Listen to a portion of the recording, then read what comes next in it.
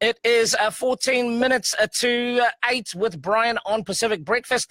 Now, on the 3rd of November, the inaugural New Zealand Storytellers High School Public Speaking Competition final took place in Manukau, Auckland, with 10 finalists from 100 schools and over 100 participants.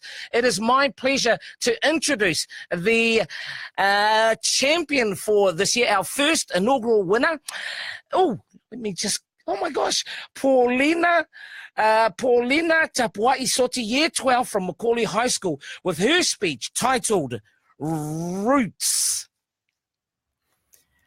I came a little late into this competition, and by a little late, I mean I entered this competition 2 weeks ago. But hey, am I Samoan if I don't run on island time? When I was given this opportunity, I didn't know what I wanted to say. Okay, that might be the biggest lie in the universe. I always have something to say. I just didn't know which was going to be worth 5 minutes of your time. So I decided to stick with the story that I'm most familiar with, the one that I love to tell the most, my own. So enjoy. Some call me Teine. A daughter of the Pacific Ocean, I belong to the Sami, the ocean, before I belonged to my mother. Others call me Wahine. Fed from the milk of Papatuanuku, I was a taniwha before I was my father's first and only daughter. But you can just call me Paulina, lover of all things and places that are home. Just as every tree has roots, I believe that for every one person, we have 3 roots. The root of where we come from, the root of who we are, and the root of why we are here. When I was 4, I followed my father back to his homeland of Samoa for the first time. The earliest memory I can recall from that time was asking my mother why she couldn't come with us home. When I was 9, I said goodbye to my mama as I hopped on the plane back to Auckland, home. I am 17, and my auntie has the German word schoon tattooed behind her neck, which translates to beautiful.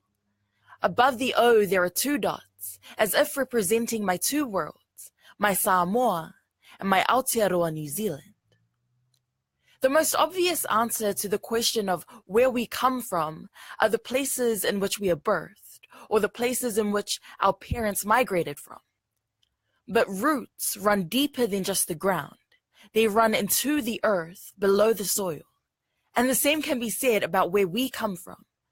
Where we come from are more than just places, and places are more than just countries. They are home, and home is a feeling as much as it is a place. You see, my mother, she is my home. I come from her womb. I like people to look at my eyelashes and see how they're exactly the same, curled and long. So when you look into my eyes, you know that I am hers. I come from the smell of my grandmother's silk market dress. I come from the South Side. I come from Windmill's infamous chocolate slab and Bingaki's keke pua'a. I come from the McDonald's that is across the road from the KFC that is next to the Burger King down the road from Carl's Jr. You're missing out if you don't know on diabetes. When I was 5, the very first word I learned to write was my name. At 13, I learned how to pronounce my Samoan last name correctly for the first time. I'm 17, and my father still calls me his little princess. The root of who we are lies not in our names, but in the stories behind them. Stories that I haven't told you because they're simply my own, between myself and the giver of that name. And your stories are your own, because roots, as they sprout, never grow the same as any other. And our stories can never be retold or relived by anyone else but ourselves.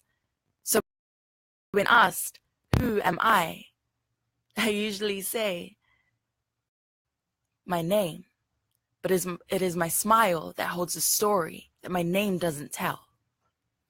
Which brings us to the root of why are we here? If you haven't noticed, my speech consisted solely of stories.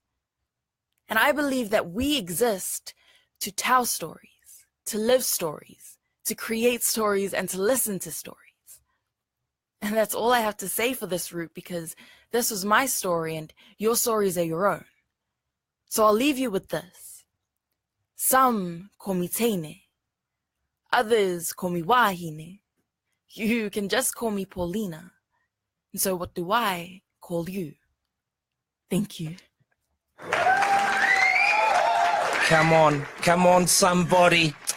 Paulina Tapuai-Soti, the inaugural New Zealand Storytellers High School public speaking competition. That was amazing. And show everybody, come on, got to hold it up. There you go. And like, there you go.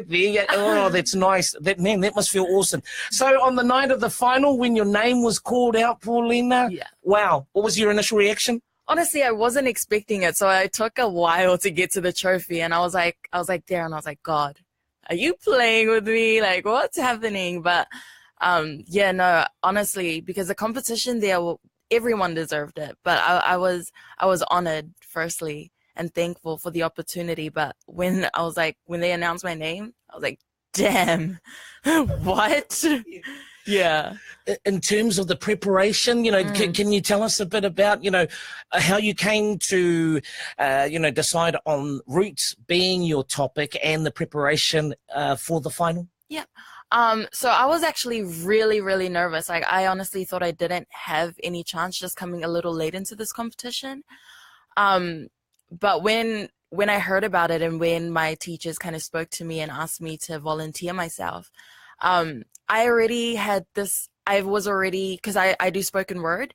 And so I was planning to write a poem about where I come from or who I am.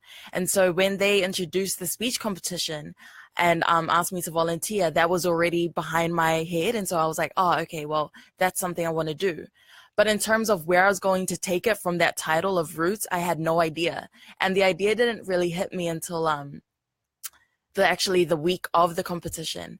And what kind of happened was I had written a bit of a piece, a bit of a spoken word piece, and kind of revolved my speech around that. And you heard that piece in the introduction and towards the end of my speech. And so everything kind of built around that. And I kind of always just retraced like any memories I had, or went back to photos or anything that I could find to kind of help give me some content. Yeah. Why was it important for you to talk about roots? I just felt like everything I had to say, because one of the reasons why I was so captivated by this competition was because us as teenagers aren't given this platform. And so when Joseph sent the email that he was giving us 5 minutes to speak, I was like, well, that's all I have to have something important to say. And so I felt like above all the issues that happen in the world, I think one of the most important things I want to tell the world, if I had to say one thing, it is who I am, where I come from, and why we should all be privileged to be a part of that. Because I didn't want to say anything negative, because we already have the news for that. And I wanted to do something that not only was personal to me, but to everyone else. Yeah. It's awesome. On the night and that, I mean, because everybody gets nervous in there. How do you cope with nerves, especially when you're going to be judged on speaking? Yeah. Well, I'm someone who does better under pressure than without pressure.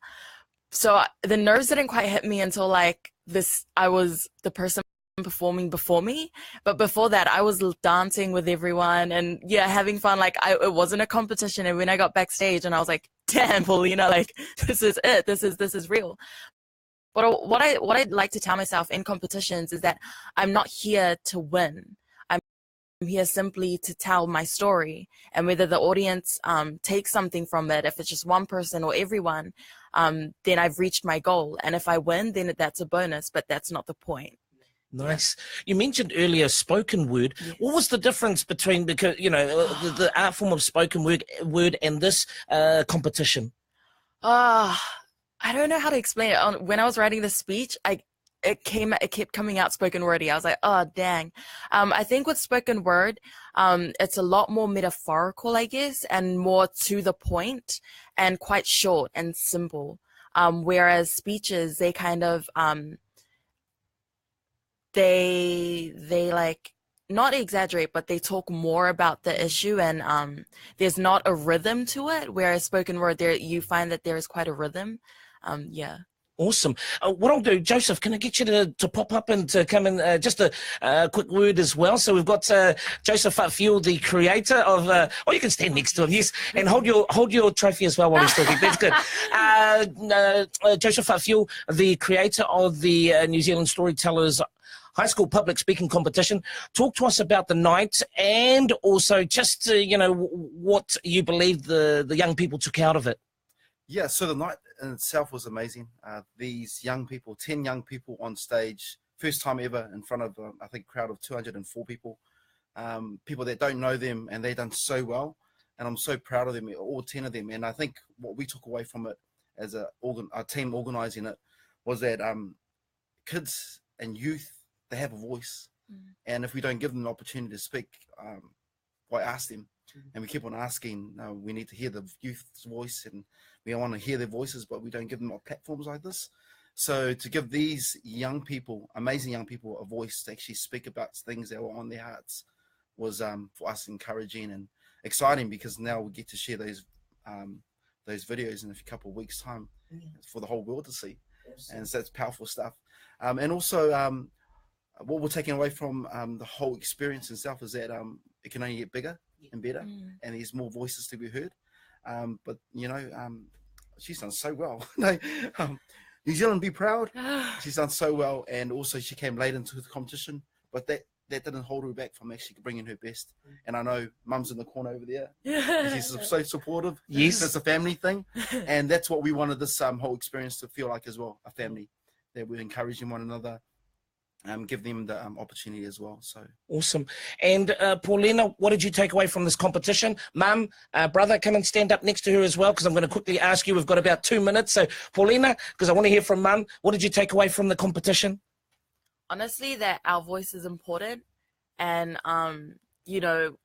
what we have to say should be heard, and it matters, and it can influence a country or the world. People just need to take the time to listen.